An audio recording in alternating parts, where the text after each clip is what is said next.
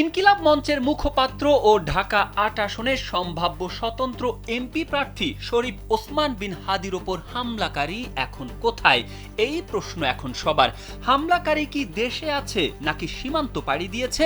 যদিও হাদিকে হত্যার উদ্দেশ্যে গুলি করার ঘটনার সঙ্গে জড়িত সন্দেহভাজন শুটার সাবেক ছাত্রলীগ নেতা ফয়সাল করিম মাসুদ ওরফে দাউদ খান ও তার সহযোগী বাইক চালক আলমগীর হোসেন ভারতে পালিয়ে গেছে এবং তারা বর্তমানে আসামের গুয়াহাটিতে অবস্থান করছে বলে দাবি করেছেন আল জাজিরার সাংবাদিক জুলকারনাইন শাহের। রোববার নিজের ভেরিফাইড ফেসবুক আইডিতে দেওয়া এক পোস্টে তিনি এমন দাবি করেন। কিন্তু ঢাকা মহানগর পুলিশ ডিএমপির ক্রাইম অ্যান্ড অপারেশন বিভাগের অতিরিক্ত পুলিশ কমিশনার মোহাম্মদ নজরুল ইসলাম জানান, হামলাকারী মূল আসামি দেশেই আছে। 14 ডিসেম্বর এক সংবাদ সম্মেলনে এমনটা জানান তিনি।